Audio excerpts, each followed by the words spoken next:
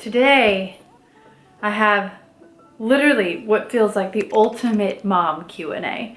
I asked you guys to ask me on my Instagram channel any burning questions that you have in regards to motherhood, minimalism, any of that. And what you came to me with was like, we're about to ruffle some feathers, that's for sure. No, but you guys know I'm an open book, which is probably why you've asked me these questions. And I will share my honest experience, not claiming that I'm an expert, but just knowing that experience is what teaches us the most. And we're all kind of in the same club if you think about it. We're all just trying our best. So in these answers, I'm trying my best too. Beginning with drinking more of my matcha because no, it's been a good week. I'm not super drained, but my matcha by Peak Tea, I talk about it all the time because it is my powerhouse drink that one makes me feel alive. Like it makes my face look alive. My skin is thriving this winter. And I keep asking myself like why I feel so good, why I have so much energy. And I genuinely think it's because I'm constantly drinking my matcha and I'm not having crashes and I'm just feeling good all day long. There's a lot of wins with this stuff. And if you haven't tried it, I strongly suggest trying it. Just get a little sampler. If you need a boost in your skin, if you need an energy boost, if you just need something warm to drink that doesn't make you crash, feel yucky, matcha is a great option. They triple screen this one, which I love for heavy metals and toxins. Can't say enough good things about it. Let's get into the Q&A, the ultimate motherhood Q&A. Let's just start with a whammy, shall we? Are you doing sleep training? Baby-led weaning? Question mark. I would say no and no. I'm not really sure what baby-led weaning is. I haven't looked up the definition, but I feed my children what I eat as soon as they're ready. I start with heavy, fatty, delicious things like a raw butter, avocado. I just start them with healthy fats. And then as they grow up, I give them food that I think that they can handle. I just chose, and you guys will see this in a lot of my answers, I choose the instinctual path because I don't really like when people tell me what to do. So I like to figure it out myself. I'm a fixer, I'm a problem solver. In terms of sleep training, I sleep train my first child, and instinctually that lit a fire in my chest. It was awful. He did end up being sleep trained, but the process of just hearing him cry for hours for multiple nights scarred me so much that I didn't do it with my second child, and I'm not gonna do it with my third. I truly think in my life it works where I just hold everything loosely and I welcome the disruption that happens in the home when you welcome another child into your life. That's just how it is. And the more we try to control, I think the further away from our natural instincts and how things should actually go, I think we get too far away from that. I also read one time that the creator of sleep training was a male. That was a longer answer. Let's get to some shorter ones. Whiny toddlers. This one I was thinking about in the middle of the night. My first reaction is to hold them and love them. Let them know that their emotions are safe, because a lot of times they're just trying to figure out life without understanding that they're trying to figure out life.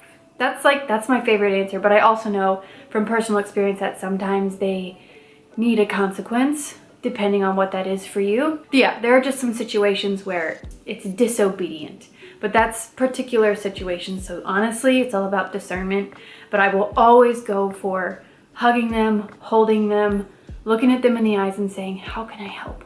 And just letting them know that like, I'm safe, we can figure this out. But again, I have boys, sometimes they just like to roll me up. How do you manage your energy as a mom? Thank you. With a little flower. Getting good sleep, going to bed on time, not looking at bright blue lights at night, because then I do not sleep well. Matcha by Peak Tea. It's like the purest one that I've found. And I truly love it and kind of depend on it in this season of life. Also music, and just trying to find ways to sprinkle fun into my days. I feel like that gives me energy. When I'm just trying to be too hardcore and get things done and control too much, then I feel like I lose my energy because it's not as fun. How to prepare mentally and physically for an unmedicated birth? Great question. I'm going to direct you to Labor Without Fear by Lana Sullivan.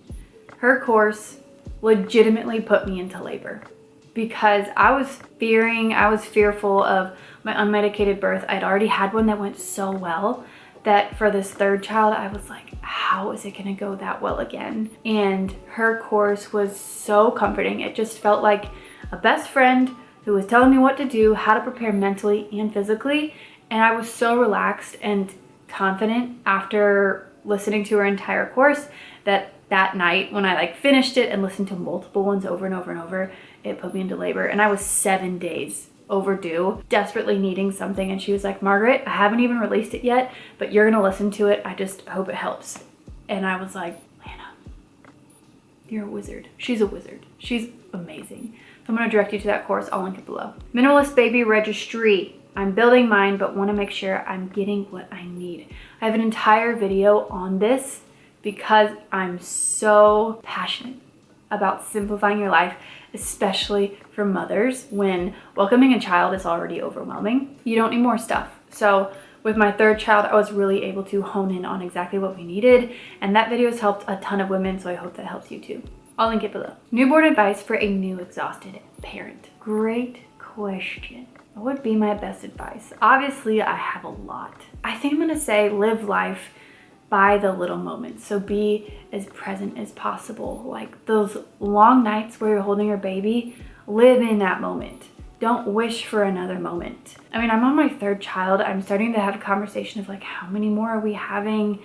Will this be my last? And for that reason, with my third baby, I've just held on to these little moments, and it seemed so much more joyful and just not as hard as my other children. These babies grow so fast. I mean, I'm looking at my 6-year-old and he's holding my baby and I'm just like, how is this even life? How is this real life? But that would be my best advice. Live for the little things. Also find a favorite TV show.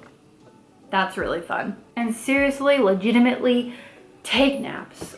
Take naps with your baby. Obviously safely. Do the research you need to do to co-sleep correctly so that you don't put your baby in danger. But I love that. I watched a lot of The Kitchen. That's a good TV show. Do you struggle with mom guilt? If so, what about? How do you cope?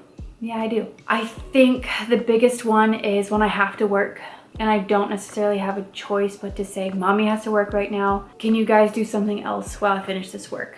On those days, I go to bed feeling so yucky because I know and instinctually believe that like my most important job is to nurture and care for my babies. And I hate that work gets in the way, but we're in a season of life where I don't have a choice but to work. My husband just changed jobs last year. And if you know our whole story, you'll kind of understand a little bit more. But I cope by making sure I get intentional quality time with each of my children every day. And when I don't, my heart hurts. So that's just my easiest way to cope, is to make sure that they know I love them. They know I wanted to spend time with them and I did that, and we laughed and we hung out.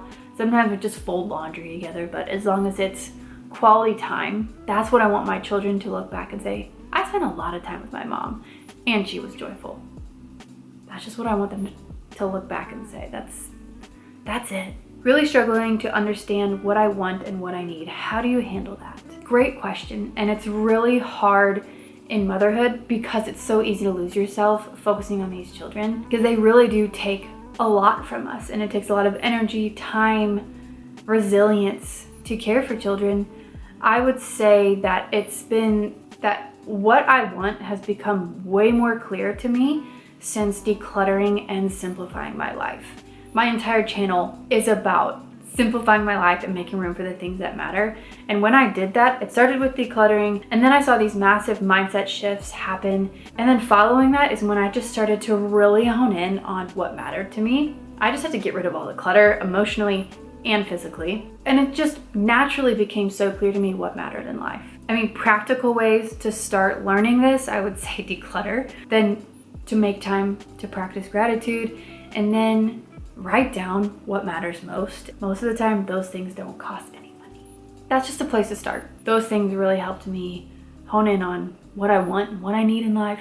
Any advice for dealing with postpartum depression? Obviously, I'm not an expert and I'm not a doctor, and I will never claim to be, but I've read and listened to a lot of things on postpartum because I want to be able to show up for my husband, my kids, and my newborn baby. I'll link these things down below for you, but I would say that getting enough nutrients was a game changer for me. With my other 2 children, I didn't eat enough food. And it wasn't necessarily on purpose. It was just because I didn't know how important minerals and nutrients were to replenish my body. And if I want to show up and be the best mom and wife that I can be, I have to properly nourish myself. And I learned all this through another course that I took by Corey Malloy. I'll link it below. She's on Instagram, but essentially she just walked me through why I need to properly nourish myself, how to do it, and what happens to me when I choose to do that. And it all happened. How do you get through the hard days, the actual moment of crying babies, and ...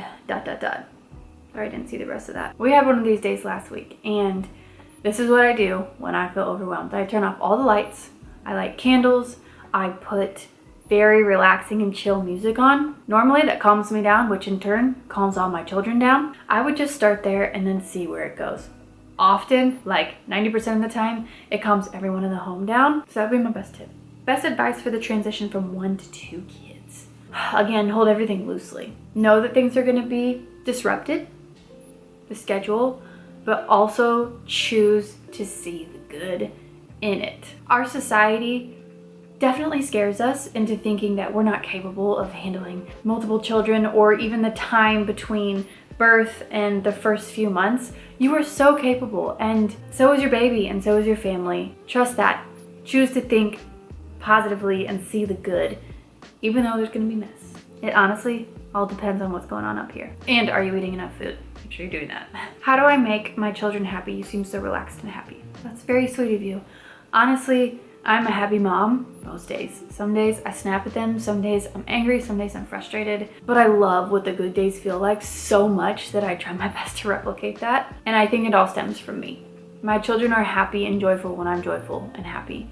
My children are relaxed when I'm relaxed. If I am too focused on work or finances and honestly trying to control everything instead of trusting the Lord in everything, that's when I become angry, irritable, frustrated. My camera just shut off. I don't know where it ended, but essentially it's all about you and how you're doing. Are your kids' wardrobes minimal too? Yes, but we also get a ton of hand-me-downs because we have some amazing people in our life, and I save a lot of those clothes that they're gonna grow into, like on the top of their closet. I can definitely declutter some pieces, but I'd say it's pretty minimal. Like all their pants fit in one drawer, all their underwear and socks fit in one drawer, all their tops and shirts are hung up. I'd say it's decently minimal. Not as minimal as mine, probably. Tips for baby sleep. Things that I use. Blow dryer. We love our blow dryer. We love our sound machine. I put them in a warm sleep sack where their arms can get out. I rock them. I rock my baby and make sure that he knows he's safe and close to me. If he needs to nurse, if he needs extra time, I just go with the flow. He's a baby. I cuddle a lot. I kiss my baby a lot. Like, I guess what I'm trying to say is I believe that the more safe and comfortable and nurtured that they feel, the better sleepers they are. I've had 3 go-arounds.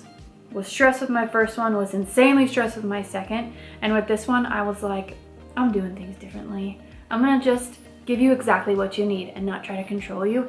And he has been wonderful. He has been such a good sleeper. I don't know if that helps, but that certainly helped us. How to simplify my kids' life without disappointing them? That's a very good question. I would just like to share my experience. I got rid of 90% of my kids' toys. I simplified their closets. To be honest, they barely even noticed. They did ask a few times about toys that they were looking for or missing. And depending on the day, depending on the child, I would come up with a conclusion with them or direct them to something else we can play with. Honestly, it was never a big issue, and they are happier children when there's less mess in the house, when they're less distracted, when they're getting more mommy time and I'm not spending it all cleaning. And I just love how creative they became when we had minimal toys. They instinctually just figured out what to do. It was amazing. I have an entire YouTube video on that if you're interested. But kids are resilient, and honestly, they just want connection with people. I have boys. I have all boys, so I'm sure girls may be a little bit different because they pay attention a little bit better. So from what I've heard, I don't know, share your experience. Anyone who's decluttered or simplified their kids' lives, share it with other people. Maybe it would help. So hopefully this Q&A helped. I'm so touched that you would ask me those questions. If you have any more questions, ask them below. There are so many mothers here in this community that have so much wisdom to give. I know because I've seen it in the comments, I've heard it, they've given it to me. I'm gonna finish my matcha, go snuggle my babies. I'll see you guys in the next video.